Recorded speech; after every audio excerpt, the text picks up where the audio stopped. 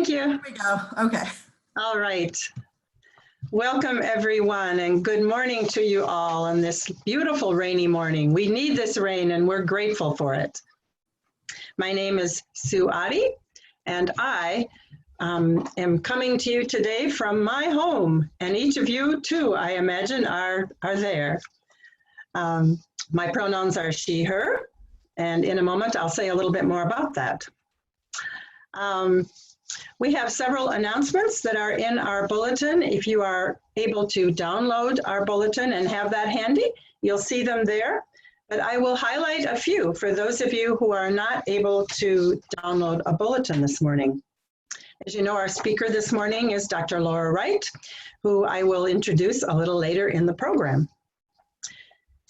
We have a casual service coming up next week. So that will be announced later, and we're trying to do these every other week services and then putting some casual, more informal gatherings together in between. We have in our announcements a little bit more about how you can continue giving. Online, there is a place where you can donate by PayPal or any other way that you wish to do so in these times. We're also continuing with our circles in various ways. Each circle kind of is doing its own thing, and we hope that people are finding ways to connect in whatever ways they can. We also would like you to know, as Karen mentioned, because these services are being recorded, you will be able to find them, and they are being archived. And so you can go to Decorah UU and hear a service or watch a service that you missed perhaps and would like to catch up on. The Decorah Community Food Pantry has received a lot of response in this time, and they still have a lot of needs. So younger volunteers have stepped up to help the elders who were doing most of the work earlier. And there'll be some transitions coming there pretty soon too, I believe. If anyone else has an announcement that they would like to share, if you want to raise your Zoom hand, or I'll let Karen handle that, and we'll see if there are more to share this morning. Yeah, so just to note, if you want to raise your Zoom hand, you'll do that in participants and then click raise hand to raise your hand. And then after we give the folks online a chance to do that, we'll also give our phone call participants a chance to do it. Carolyn Corbin. Yeah, hi, thanks Karen. Hi everybody. The Decorah Anti-Racism group is going to be meeting on Tuesday at 6 o'clock via Zoom. If you're interested, you can reach out to me and I'll get you a Zoom link. Thank you. All right.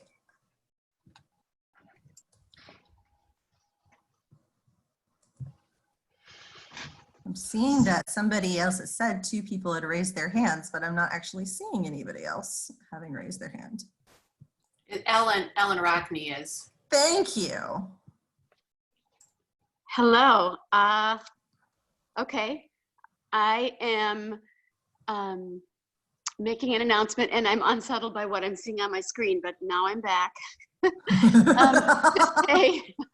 To say that the Seamsters Union has done, thanks to Shirley Vermace and her team, an amazing job of getting masks out there, and we decided to go ahead and make those available right downtown.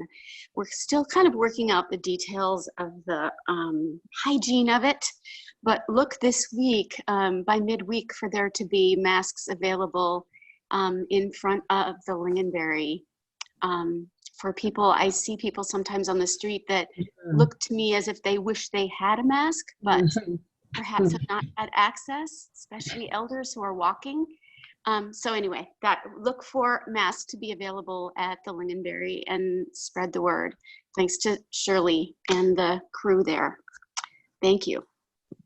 Thanks, Ellen. And I just want to point out that another thing that I think is really helpful about the masks is that they're a visual cue to everybody else around you that we need to continue to maintain our 6 feet distancing, et cetera. So it's helpful to have not only the mask for reasons of, you know, preventing germs from spreading, but also to remind people that we're not out of this yet. Kathy, did I see your physical hand raised? Would you like to say something? I did. You did. Yes. Hi.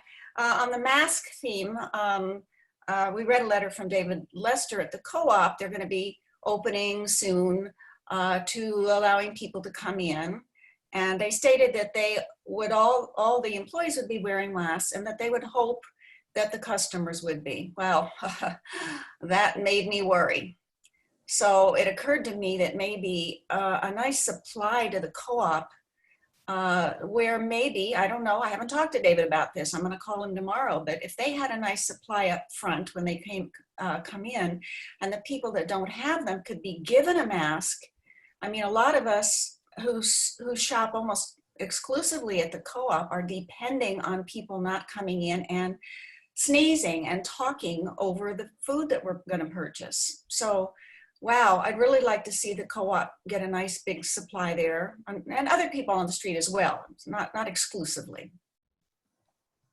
Thanks. Thanks, Kathy. Yeah, I think it's a great idea for many businesses that are allowing foot traffic. Are there any other online participants who wish to share an announcement? If you are joining us by phone, you can use *6 to unmute and to speak. If you have an announcement to share.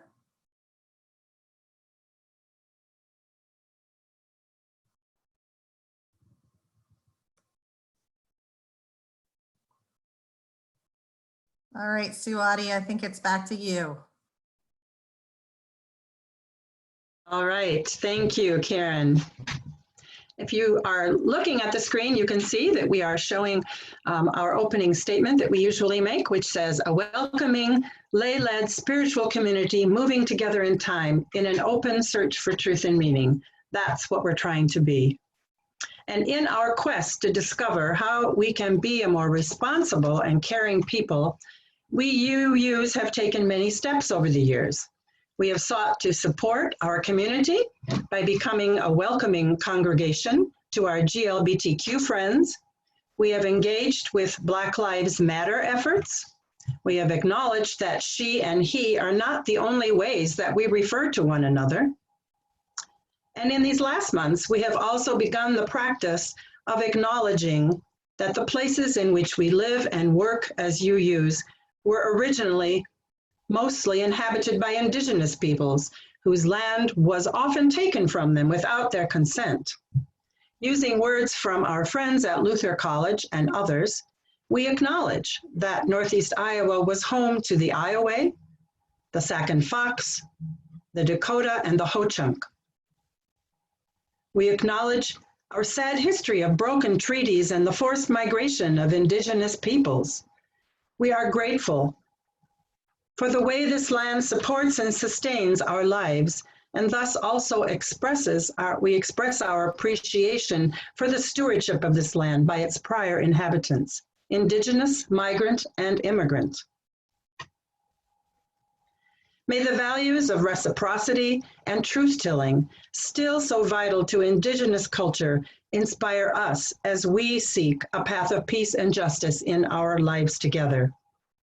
I invite you to take a moment for reflection upon the many legacies of violence, displacement, migration, and settlement that have shaped our presence here today, and to adopt an attitude of reverence and gratitude for the ongoing resilience of this place and the people who have called it home.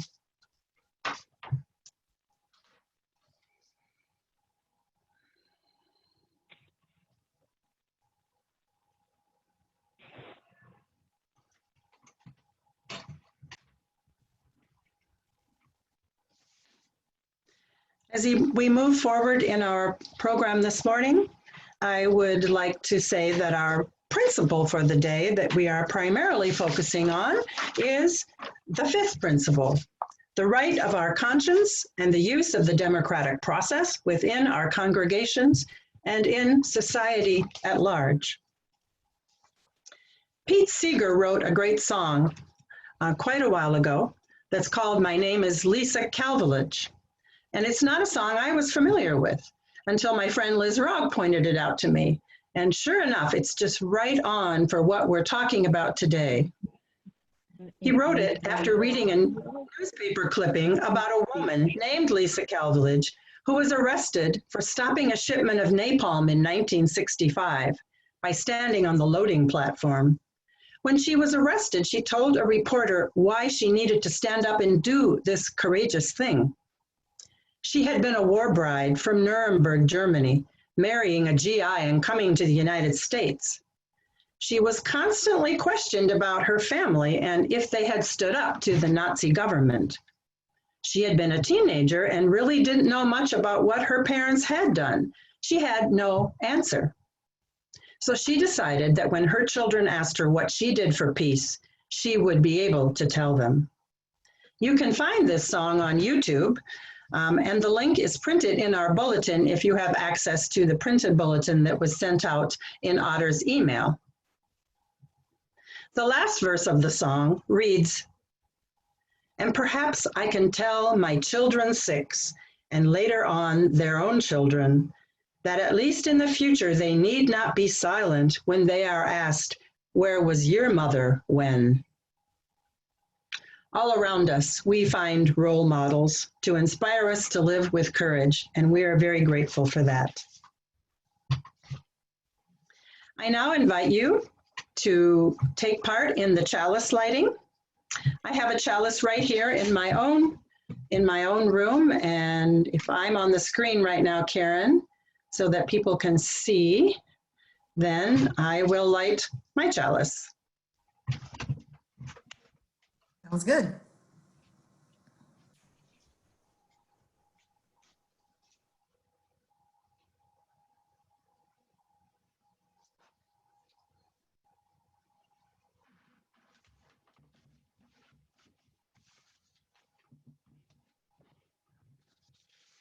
I invite you then to read along with me at home our chalice lighting.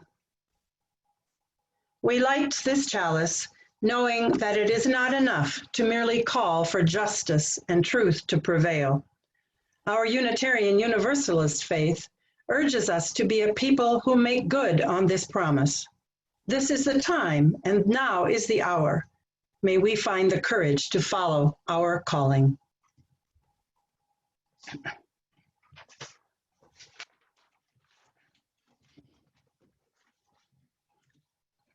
We have an opening song this morning, a song that's called "O God of All the Nations." It was written by a Presbyterian minister who is also a songwriter, and she was inspired after watching in the fall the hearings that were happening on Capitol Hill, and she was very upset with many of the things that were happening during the impeachment hearings, of hearing all of the things that had been done and of seeing things in action in Washington and being very worried and discouraged. So she wrote these new words to an old tune, and we're going to sing it today for you. A few of us each singing a verse, because we can't sing together, unfortunately, or we give you some beautiful harmonies. And I don't believe Otter or Bill, are either of you planning on singing the third verse, or shall I proceed? It sounds like it's the three of us then. Very good. I'll give myself a D. O God of all the nations, your ancient prophets saw that kings and institutions are not above the law. Integrity is precious, and truth will one day stand. Your ways, peace and justice, and love is your command. Oh God, when times are, oh God, when times, excuse me, same thing. Oh God, when times are trouble, when lies are seen as truth, when power-hungry people draw praise and not reproof, when greed is seen as greatness, when justice is abused, we pray that those who lead us will know what they must choose. We pray thou gather wisdom and lift up high ideals to guide our struggling nation along a path that heals. We pray they'll have the vision to value each good law, to put aside ambition, to seek the best for all. O God of all the nations, may those who lead us see that justice is your blessing, that truth will set us free. Give all of us the courage to seek the noble way. So in this land we cherish, the good will win the day. Thank you, everyone. Now is the time in our service when we think of the joys and sorrows and the concerns that are with us in these times. You are invited to raise your Zoom hand if you would like to share a joy or a sorrow this morning.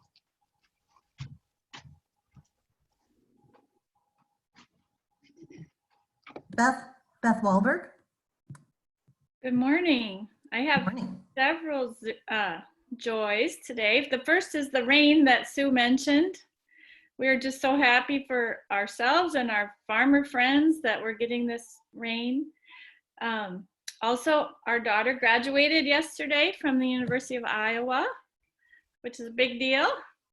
And my wonderful mother-in-law turned 90 on Wednesday, and we had a little social distance parade for her, and she had a really fun day. So it was a good week. Thanks, Beth.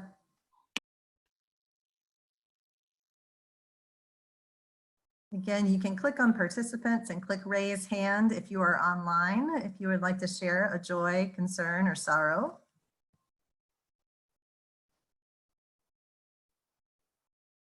Carol. Thank you. Yeah, I have a joy to share, and that is that we got to spend a nice 6-hour day with our daughter and son-in-law and 2 granddaughters yesterday. I hadn't seen them since February. Usually I try to visit with them at least once a month, sometimes more often. And we did hug our 2 little granddaughters with a blanket body mask. But we sat outside 6 feet apart to have a picnic, and we hiked in the woods. This was all in Madison or near there yesterday. So it was a really wonderful day, and the weather was beautiful too. Thanks, Carol.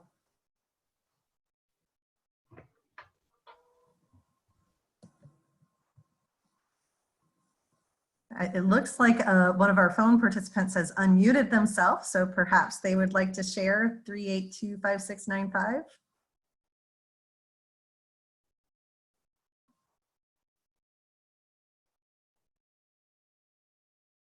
Anybody on the phone who wanted to? Can you hear me? It's Julie Fisher. I do hear you. Thank you, Julie. Okay, I wanted to share a joy. One of the Muslim prisoners for whom Mel and Fred have been such staunch advocates was on Friday released from the White Deer Federal Correctional Complex in Pennsylvania. His name is Rafil Dafir. He was a 72-year-old oncologist who was really suffering from different illnesses and so forth, and so much from loneliness. when I heard of it, I just had to cry because of what he has suffered, and I am so happy for him. So I hope that you will rejoice too, and that we can acknowledge Mel and Fred for their steadfastness in helping these people. Thank you. Thanks, Julie. Yes. Thank you. So you can press *6 to mute again. And it looks like we may have another phone participant who would like to speak. I have a joy. This is Lyra, and my sister is a proud new grandma. Congratulations. So that makes you a great aunt, right? I think so. All right.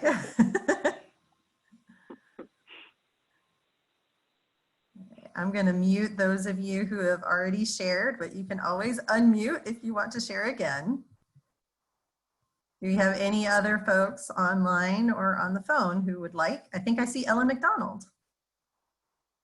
I'd just like to give my same thanks that I've been giving for weeks, and that is to the people who have been pulling garlic mustard at Twin Springs.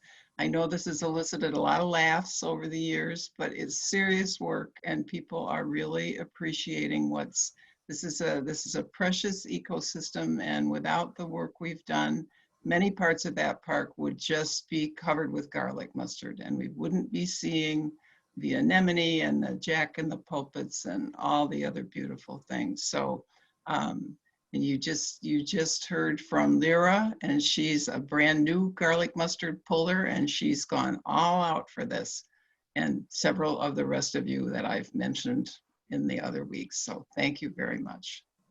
Yeah, this reminds me that I didn't report my last one, but so I need to do that. And if anybody else is a volunteer who hasn't reported, they should.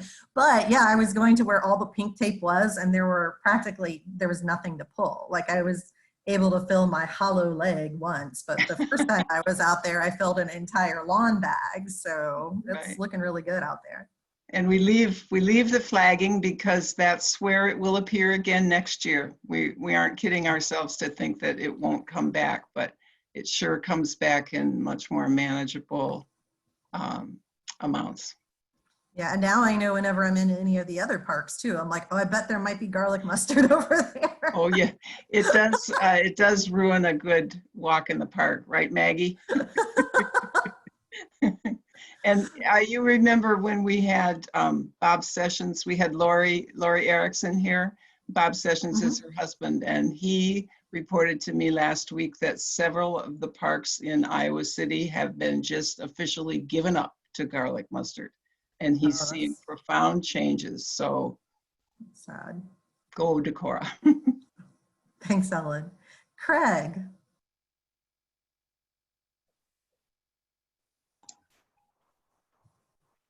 Unmute? Okay. I hear you now. Oh, it's just a joy to get to see all of you once in a while. We kind of go back and forth between the Quaker meeting in West Branch and the UU in Iowa City and you folks. And it's just wonderful to, thanks COVID, thanks Zoom. You know, without that, this probably wouldn't happen. So it's kind of neat. And I appreciate it a lot. We both do. Thank you. And I know there's a commitment to continue to have Zoom available even when we do resume in person.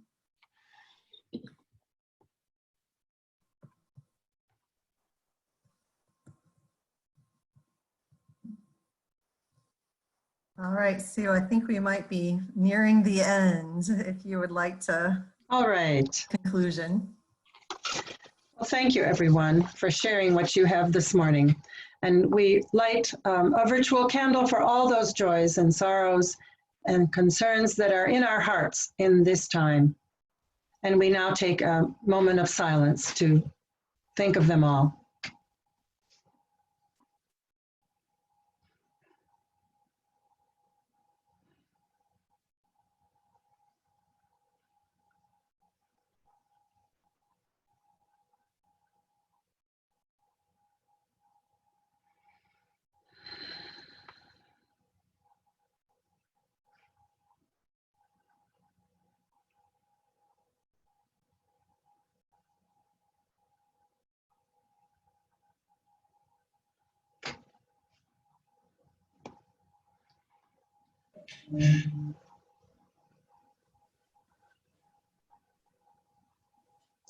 As we come back together again from this short silence, we are pleased this morning to have one of our own members who wrote this beautiful song that we have sung together many times.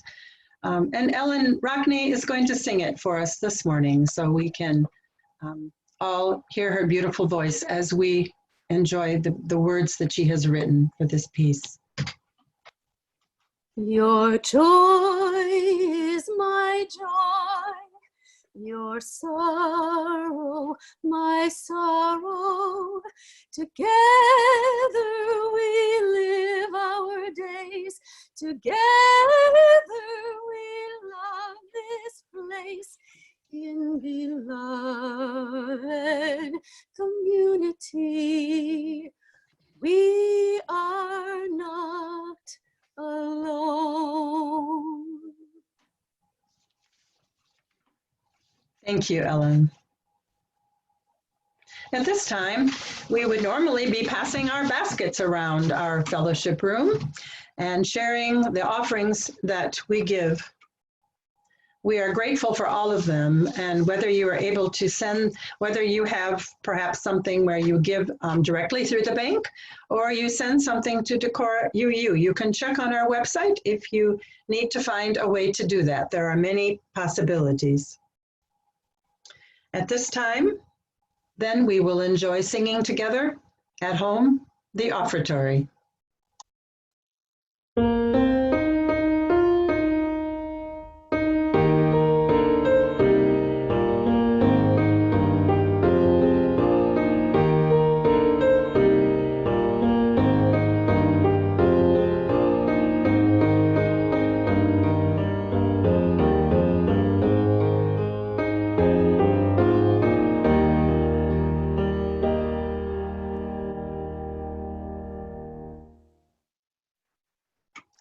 At this time in our service, we have a reading from William Schultz that one of our members, Steve Grove, and I see that you're there, Steve. Steve is going to read this for us this morning. Religion and justice are born on each other's wings. What makes them such soulmates? Every single one of us knows what it's like to bleed. Every one of us has experienced pain. If that were not a fact of human existence, we might not notice the suffering of the world, because it is, we do. Every single one of us knows what it is like to bleed. In one respect, pain is a gift because it cultivates our imagination. Without it, we would be far less likely to rail at deprivation or shrink from cruelty. In the heart of every stranger lurks a reflection of our own. William Schultz, adapted. Thank you, Steve. And now comes the time when we are ready to hear our speaker. And before Dr. Laura Wright begins, I would suggest that you stop the video on your Zoom if you are sharing. It makes it a little easier for us to concentrate on the message that the speaker is giving. So, and then of course, when she is finished, please resume your video so we can have a conversation together. We are now in the midst of two tragic situations. A pandemic is sweeping through the world, causing suffering and death with no vaccine yet in sight. And we here in the United States are living in the most dysfunctional and dangerous government administration that we have seen in our lifetimes. Sometime in the future, we and those who come after us will look back at this time with many questions. How did we respond? Did we do enough? What more could we have done? As Laura offers her remarks today, perhaps we will think of how Lisa Calvelage answered those questions in the 1960s. Many of you know Laura. Laura's been with us before, and we've always appreciated her visits to us. She came to Northeast Iowa after finishing a PhD at Johns Hopkins in archaeology. During her time in Israel and Palestine, she came to value more deeply the inherently political nature of academic pursuits. She came to Northeast Iowa to be a professor of religion at Luther College, and once here became involved in local politics, assisting with the campaign of Kayla Cater.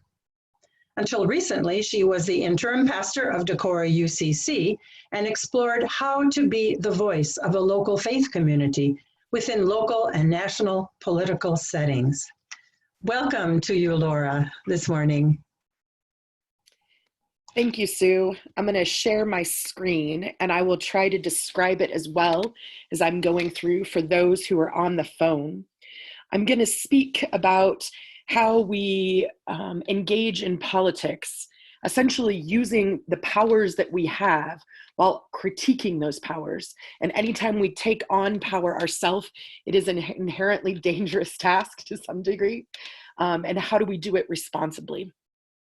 And especially, I like that you framed this, Sue, in the context of the current climate and this highly partisan nature, and how do we engage in politics in a way that can actually create change rather than further that political divide. So first, I'm going to introduce myself. So not everybody may know me. So my story is that I grew up Laura, can I interrupt you? You are using your notes as what we're seeing. I wonder if you can flip it.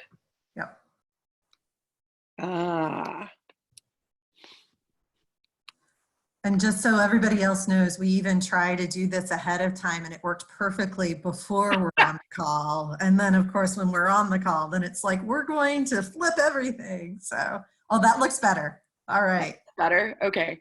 Yeah. And now it is strange how the very moment you try to do something, things change on you. Yeah. So yes.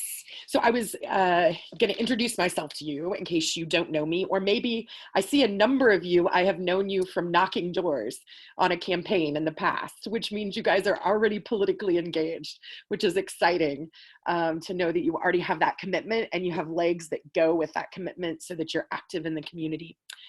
So I grew up in a Pentecostal church. So I grew up in a very different kind of environment. My childhood memories had a little bit of shouting and some testimonies going on in them. And I grew up in a place where often religion was considered something of personal piety. It didn't think of the systems that it is engaged with. So when, as a child, we would engage in politics, it was to encourage personal piety through those issues that I now have very different views on with regard to abortion and things like that. So I grew up in a household that told those stories of personal piety and engaged in the political sphere through that realm. I can remember gathering to hear the confession of Jimmy Swaggart and his personal sins when I was a child. And then I went off to get my undergraduate degree and then my master's. And it was when I engaged with more mainline Christianity that I was given that different framework that didn't emphasize solely the personal, but rather looked at that systemic way that faith engages and religion and moral commitments engage within the political sphere. And so I started to ask more of those questions about politics, but frankly, I still thought my academic pursuits were something that just I did. I was looking at the Iron One and the pottery of the Iron One of early Israel.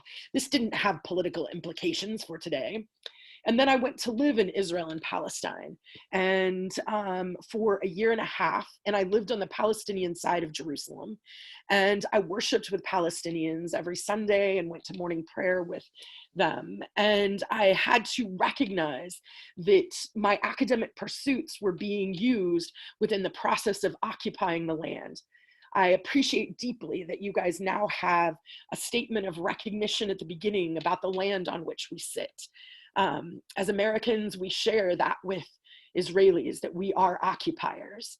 And it was through that process that I realized my academic pursuits were being used in service to a narrative that gave Israel a right to occupy that land. And so I had to wrestle with that, and it shifted my teaching once I understood the political nature of that academic pursuit. And so I changed the kind of courses I was teaching. And then in 2016, things felt, what I like to say is that I discovered how white I was because I discovered that things that people of color knew all along about our nation. And that was what my fellow neighbors were willing to vote for and to do in the political sphere. And so I began to ask this question, where am I? As I am in these districts, especially living at Luther College, in these flippable districts that once voted for Obama and now we're voting for Trump. Where am I and how did we get here? Those are two questions that Wendell Berry asks and says that education should actually help us answer. So I began to ask those questions, and I got involved in more political activism and involvement in the community and asking, how do I understand where I'm at? And then in 2018, I helped run Kayla Cater's campaign. And that was, I got to ask that question, where am I? I got to knock on doors and ask those humans around me, how did we get here and where are we? So that fundamentally changed me and how I engaged with the community, and frankly, moved me into less out of a solely academic role and into a role where I wanted to engage more directly as within community organizing with that local community. So I started doing that political campaign, and then also wanted to see how to use that political voice within a community of faith at Decorah UCC.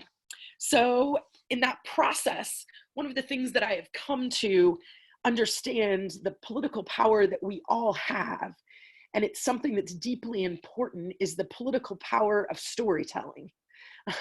It may seem somewhat simple, and yet it is incredibly powerful.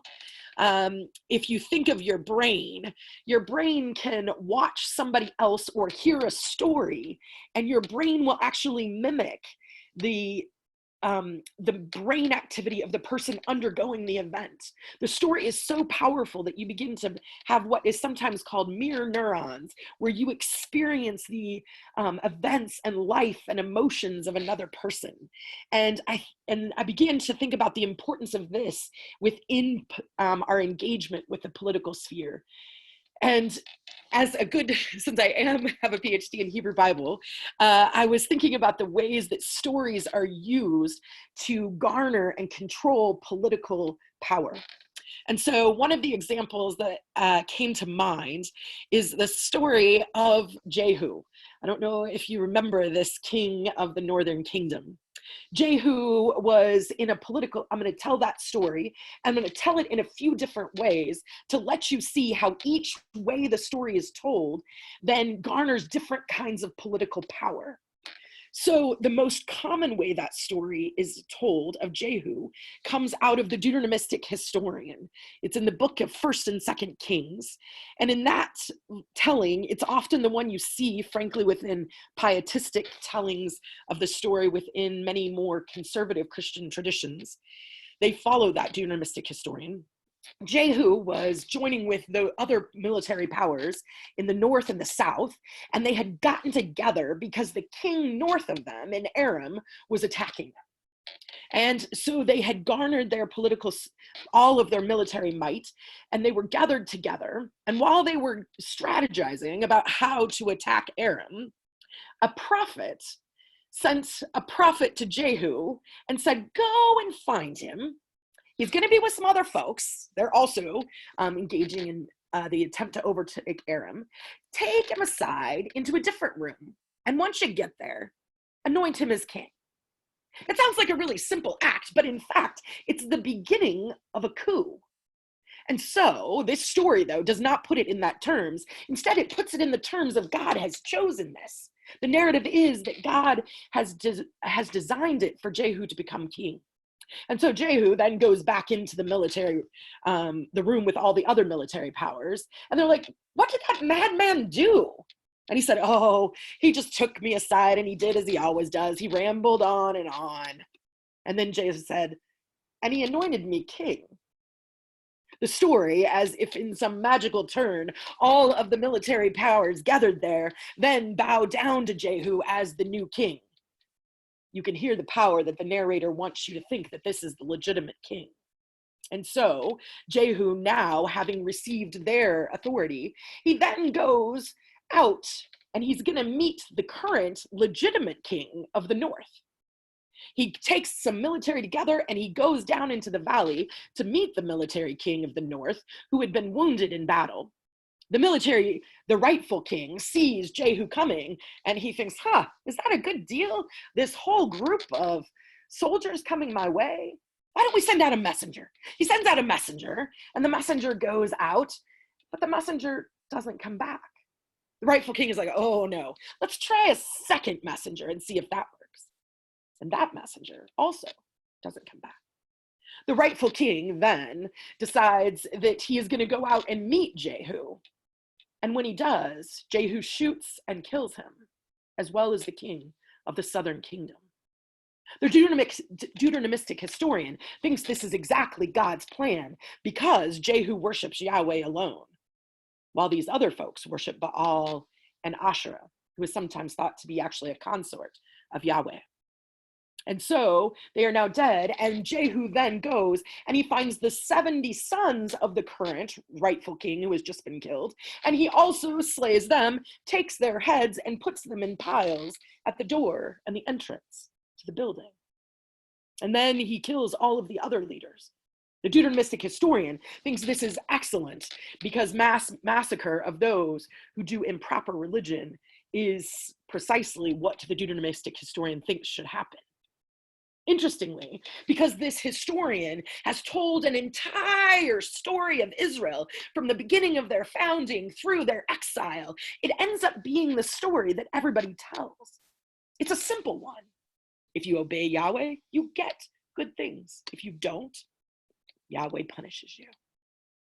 It's a simple story, but within it is embedded the power for genocide and the power for massacre. That same story is told by Hosea. Hosea doesn't offer a grand narrative. Instead, this prophet simply says that Jehu will be killed and taken from the throne because of the massacre. This story isn't the one that people tend to tell, this one of the prophet, because he doesn't tell a simple story that somehow tells all of history. You might think of now how simple the story that is told by our current administration of America first, and how we just need to make America great again. That simple narrative is easily and rightfully deconstructed, but because it is so simple, folks can capture it and they move with it. And the Deuteronomistic historian has told a similarly simple narrative. The narrative got even more complex in the 1990s when the stele from a town in the north was found. It was found actually in the walls of another building. It's called the Tel Dan stele. If you're on with us in video, you can see it. This stele told a very different story. In fact, it told that the king of Aram, the one which everyone was uniting to fight against, actually was victorious. He beat all of them, and he did it essentially by putting a puppet king in power. And that puppet king was Jehu. So now, instead of him being the the true emissary of Yahweh, as the Deuteronomistic historian recounted, he is in fact the lackey of the king to the north, doing someone else's bidding. These stories change how one engages with the political world around them. There is the colonizer story, that of Aram saying, hey, I picked Jehu and I told him what to do, and he is doing my bidding. And then there are the internal stories within Israel, one that supports the coup of Jehu and says that it is God's divine action, and one that does not support it. In all of these stories, though, only one of them is often retold. And it is the story of the Deuteronomistic historian. Again, that simple story. If you do what God wants, you get good things, even if you massacre a bunch of people. The power of that story is both frightening and yet important to learn from. Because the power of storytelling helps people shape and understand the world in which they live. Political activism, political campaigns, in all of these ways, we are actually striving to tell a story. I'm reminded actually of in the late 1970s, there was a simple story that was being told. It was being told by what would become known as the religious right. There were many new TV evangelists on the TV airways. They hadn't yet gone into scandal as they would in the 80s, and so they were still trusted at this point. The story emerged as Gallup published new polls in the late 70s saying that 80% of Americans believe Jesus is the Son of God. 50% believe that the Word of God is inerrant, and 30% believe that they have had a conversion story. This became fertile ground for TV evangelists to claim that they had the whole of America watching them. In fact, they claimed that they had 130 million viewers. These are the Jerry Falwell, the Jim and Tammy Faye Baker. They are coming about in the late 1970s, and they are buying up satellites and making TV stations and radio stations, and they are effectively telling their story, and it is a simple story, like the Deuteronomist. They told a story where they said, Jim Baker said, I have all of America listening, and I can deliver the votes to control the election of 1980. So much so that Ronald Reagan felt compelled. You can actually watch the video if you go to YouTube. You can watch Ronald Reagan talking with Jim Baker in this time, which was a more innocent time, before in 1987 and the subsequent scandals. And when Ronald Reagan won, that simple narrative that TV evangelists told, including Jerry Falwell, was that they had delivered the election for Ronald Reagan. The wife of the Alabama governor, you're looking at a quote on the top of this slide that she said, "It was Jesus who gave us the victory in the 1980 election." They told a simple story that folks who were born again controlled the political sphere. However, as time went on, a more complicated story emerged. The Gallup polls didn't quite tell the full story, and instead of 130 million viewers in America, in other words, 1/3 of America, in fact, there were probably only about 10 million, less than 3%. They had told a story that was a false story.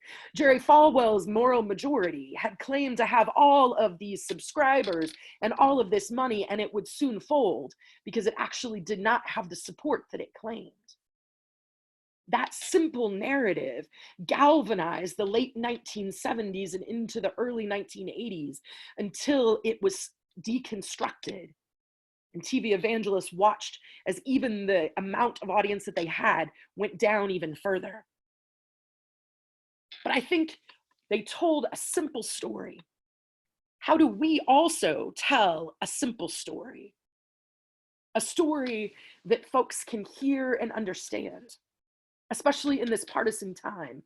I'm actually reminded of one of the very early letters of Bonhoeffer when he wrote his letters from prison, where he said it was very difficult to have conversations about politics because people had such partisan rhetoric that the minute you uttered certain phrases, the camps were made and folks could not hear one another. And so Bonhoeffer talked about how in that late 1930s, it was incredibly important to change the register of language, to not use the set phrases that you used within the political sphere so that you didn't get that knee-jerk reaction. And one of the ways we can avoid those knee-jerk reactions, things that separate folks into the Fox News and the MSNBC viewers, is we can tell stories and, most importantly, tell our story.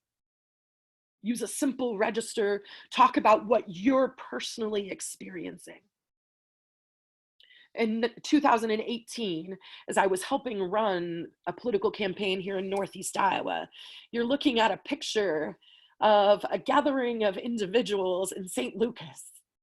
And sorry if I tear up a little. It was one of those magical moments when people move beyond partisanship with simple questions. There was an individual who came specifically, one of the Republican mayors of one of the neighboring towns, because he wanted to unmask these liberals. And in fact, we told simple stories about our lives. We connected with one another. We asked 3 simple questions in order to encourage that storytelling. What is our current situation in rural Iowa? Where do we live? Kind of like Wendell Berry asked. What is our vision of where we are going and how do we get there? As folks told their stories, it was simple. Folks told of over 2,000 jobs lost in West Union alone since 2008. There was a parent there because of the changes in Medicaid who could not even get respite care to leave their child, and they found one person willing so they could even come out to this one political event that evening. We have become so disconnected from our neighbors that the thing happening in Des Moines and the changes made with the privatization of Medicaid, we do not know the stories of our neighbor to even tell them and to share with them, so that we are not voting simply on these highly charged issues, but rather on how do we live our lives with one another. As we began to tell those stories, those personal stories, I watched as that Republican mayor shifted, both physically in his chair, his hands came down, and he was willing to participate in the story. So I want to encourage us to begin to tell stories and to tell them locally. And when we tell them locally, sometimes there are political movements around us, such as you're looking at the screen. I went on what is now being called by certain liberal activist organizations, Grass Tops, where you invite local people to DC and they tell their story, and then you get big media there to tell it, to retell that story. And while I think there may be a place for this, I don't think it actually changes hearts and minds, frankly. Often these national attempts at storytelling. What you're seeing on the left of the screen is just the simple column I wrote for the Decorah newspaper. And I found that of more worth than the presser happening on the lawn of the Capitol, where I didn't know who I was talking to. But when I write for the Decorah newspaper, I know whom I'm talking to, and we have a shared history and a way to talk with one another. And that has a power to change us in ways that sometimes on the national sphere we can't do currently. It's also important to pick the right moment when you're going to protest and tell your story. You have to pick a moment that tells a story locally. I thought of the vigil that Amy Larson and I helped organize. It was interfaith prayer last year when the National Day of Prayer was happening on the courtyard steps. And the local media had covered it. And therefore there was already a story happening where local officials went to our steps of our courthouse and prayed for the conversion, rather than the free will and conscience of each worker within the county to follow their conscience. And so we picked that moment because there was a local story that could be told, and then the vigil and those protests then become part of that broader story where we share with one another that Decorah will not be a place, or we do not wish it to be a place, where we hope to convert others, but rather folks are welcomed with whoever they are into that space. And so I have begun to think of protesting as storytelling, and as such, I also think you should never do a protest, this is just a side note, without a good press release, because you should share with others what your story is. And so as we think about how we tell stories locally, I'm curious, we're at time, but I wonder if later on you might reflect on what are the stories that you can tell, and what is the unique power that Decorah UU has. For instance, Could you, through your position, ask for the Decorah Faith Coalition to have a town hall locally where our local officials have to come and answer questions, and you get to shape the narrative that is told locally, instead of only the Farm Bureau with its views of a certain kind of economy and agricultural shaping that narrative. Instead, you get to use the power that you uniquely have to tell a different story. And then finally, I want to make sure we say, sometimes we shouldn't be telling our own story.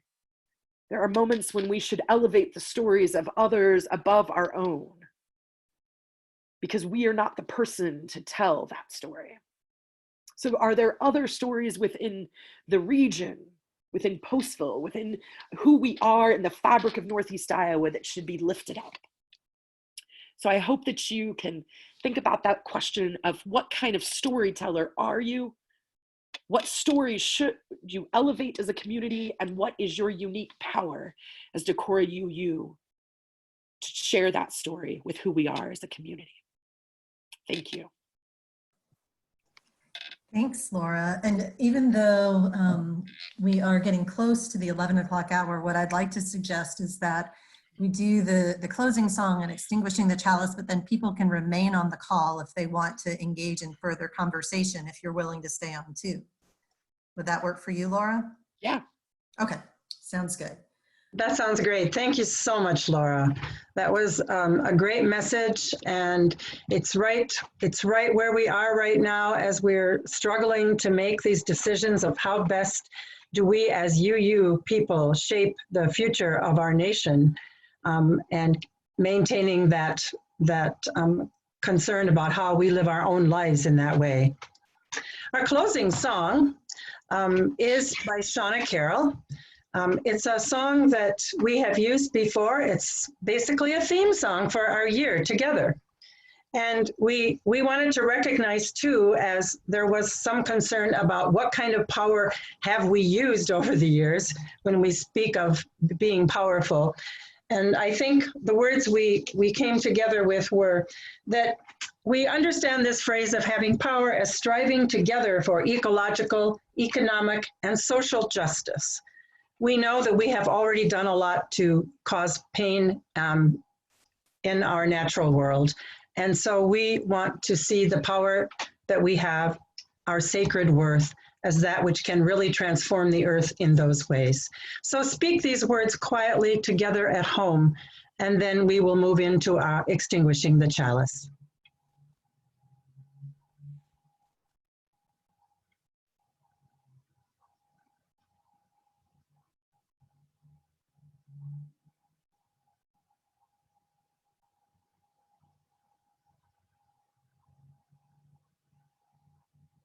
Thank you, everyone.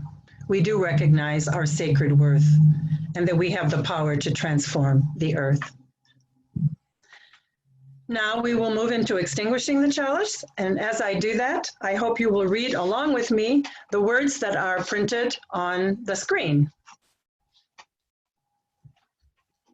We extinguish this flame, remembering that we have a calling in the world. We are called to continue our search for truth and meaning, and to act on it with all the courage we can summon. May we be known as caretakers of all that is good and honorable. Peace be with us all.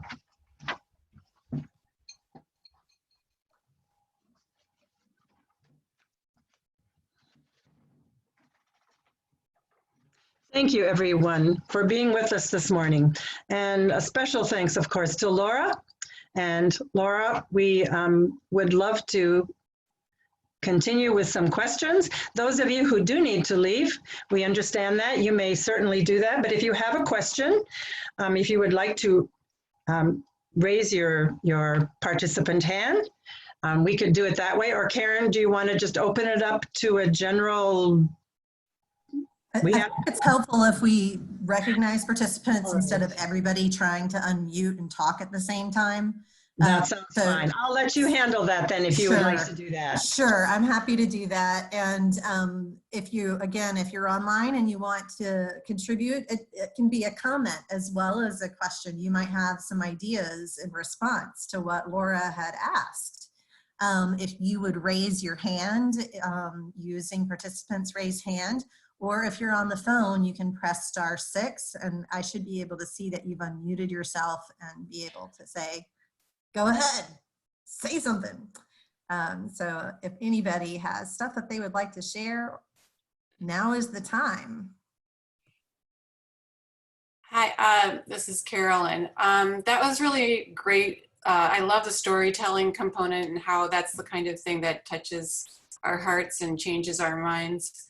And I would just say that I don't know quite what our format will be for next Sunday's casual service, but we could very much open up this very conversation for a small group breakout if people are interested in talking about, you know, what are we going to be known for?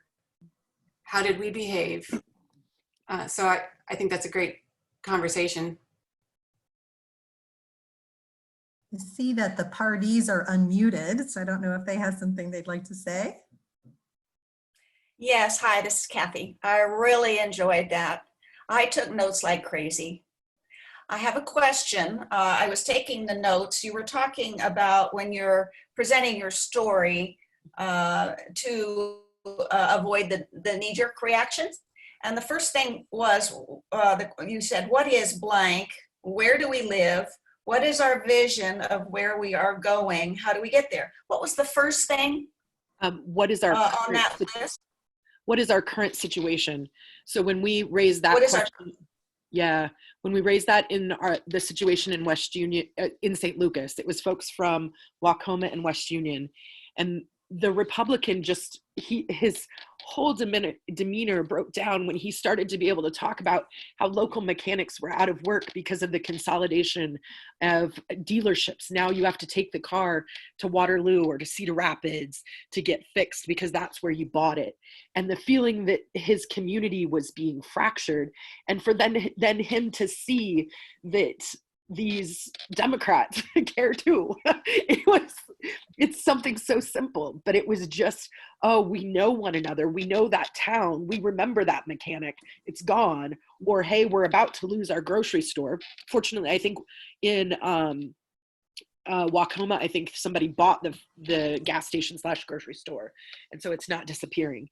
But what we discovered is that people in especially these rural places are not telling local stories because the media is so nationally focused. You tell the Trump story every time you get together, but nobody told the story that Medicaid was privatized and so our neighbor now can't get respite care. Yes. So helping people tell local stories, it was almost like they were surprised that they were telling the same stories to one another. Yeah, well, I have to tell you, Bill's not sitting here because he's on the other side of the wall outside, sitting on a bench with Matt Tapscott, helping him with his campaign. And so I took all the notes and I got up for a second and said out to the window, we have a recording of this. You must hear this. You can skip the first part, Matt, but you must hear her lecture. Thank you so much. Matt is excellent about going and talking to humans.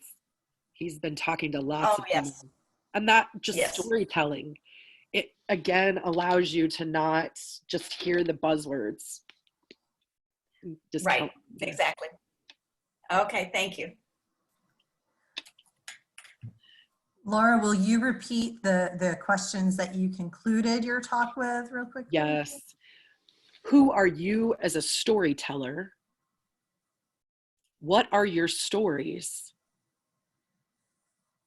What unique, so just as an example to help you kind of flesh that out. For me, I discovered that my story is that I have rheumatoid arthritis and my medication is over $6,000 a month. And that is a story that I can tell and people immediately, like their partisanship turns off. They're able to say, oh, I understand that need. So what is your story? What unique political power do you have individually and as a group? So one of the things I enjoyed playing with once I did the pastor role is like showing up in collar when they're discussing the pride flag in city council. Like, what is this unique power that you have as a community that gathers around this spiritual life that you can then nudge even other spiritual communities in town? Is there a way to use, do you have some sort of power that, not in like a bad way, but a soft power that you can begin to encourage new things in town? And then lastly, not just what is your story, but when is it better to elevate someone else's story? Thank you. Craig, I see your hand. Yeah, very interesting, Laura. Thank you. I'm wondering if you could tell us a little bit about how you've seen this play out in Kayla's campaign, because it strikes me that she's really good at telling her story and that she's also good at inviting people to tell their stories. Could you say a little bit about how that works? I think people are surprised when they come to a political event that the candidate isn't doing all the talking. And in fact, that is a communication of who she is. And that invitation to hear the story, I was even thinking about the way she knocks doors, frankly. She takes way too long, according to all the political specialists, because she's listening to their story. And that listening is also a political act, rather than saying what needs to happen or what change has to happen. Mm-hmm.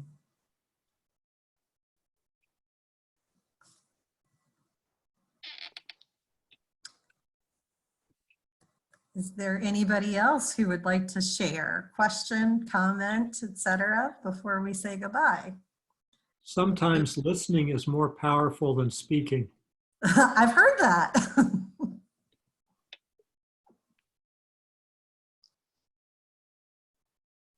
Ellen Rockney.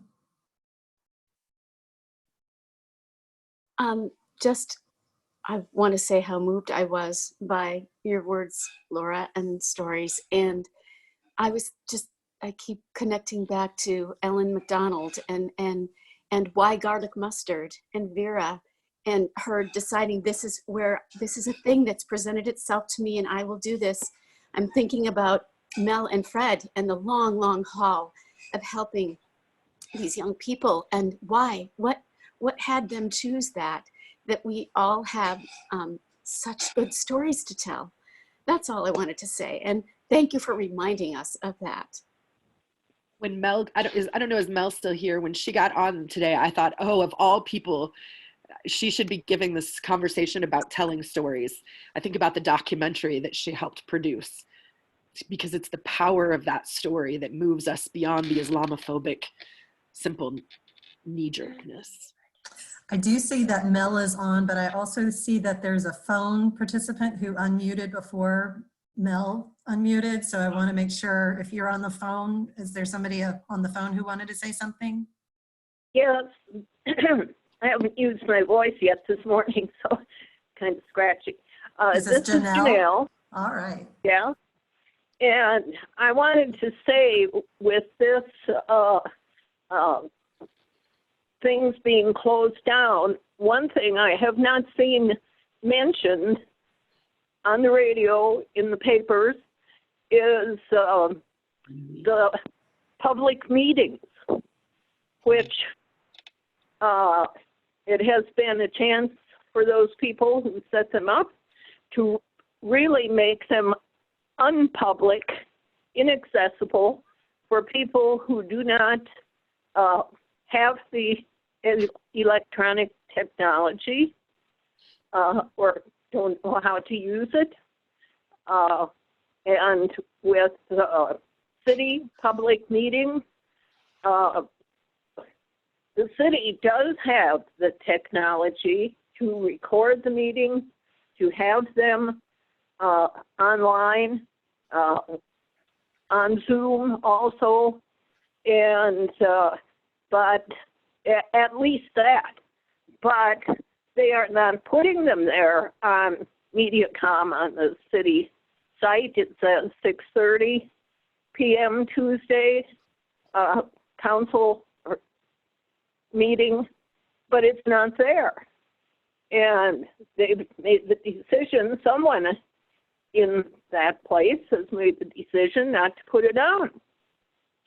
And I have heard some excuses, but one is that the recording is not good enough, and the sound is not good enough. Well, just a few months ago, there was a lot of money spent on this kind of technology. The city has also hired a dedicated IT person. That person is not improving it, whatever it takes. Also, with public hearings, the people are told, even if they're elderly people in a neighborhood where the contractor wants to come in and build an enormous building that doesn't fit on the lot, they're told, well, you can come online. A lot of these elderly people can't do that. And when they say 10 or less people, well, there's room for a number of those involved people to be in the room, but they're told the door is locked. I can tell you the door is locked. It's happened to me. And so I just wanted to bring that up, that this is another domino effect of the virus. That's it. Thank you, Janelle. Mel, did you want to contribute something? Yeah, that was a wonderful talk, Laura, and you and Julie also inspired me. No, just lost it. I have a story. There's a kid, he was a kid at the time, was entrapped in Chicago, Sammy Hassoun, and he's been in prison ever since. And he's got a hereditary disease that makes him very susceptible to the coronavirus. So he's one we're trying to do, get some of these people out on compassionate release. And I just got, in the midst of the service, I got a text message from his mother. So I just want to read, there's a part of that. She said, yesterday night I was praying hard and slept with tears on my eyes, and then dreamed that Sammy was knocking on the door, and I'm doing this as she says it, and came back home. I started screaming, crying, and hugging him. Then my husband woke me up. And also the night before, my husband dreamed, similar dream, that Sammy came home and he took him to the dentist. It was the best dream ever since Sammy's separated from us. I wish our dreams come true. Sorry, I just want to share this with you, etc. But it was a neat thing to get. So, and that's all. Thank you, Mel.